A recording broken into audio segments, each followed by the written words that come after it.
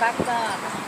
Gente, quando vocês quiserem vir à praia, quiser se sentir estressado, né, quiser relaxar, vocês vêm aqui na barraca da Ana, ela vai fazer essa massagem legal pra você, não é caro, é um trabalho bem manual, bem legal, né, que ela está disponibilizando para vocês.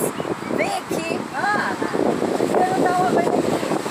Quem foi que te deu esse dom, nega?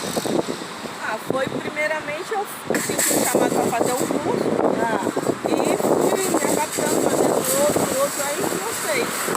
Hoje em dia tem minha técnica, misturo várias tipos de massagem para proporcionar uma alívio de dor aos clientes. Isso aí, né? Parabéns, tá? Um beijo grande no coração.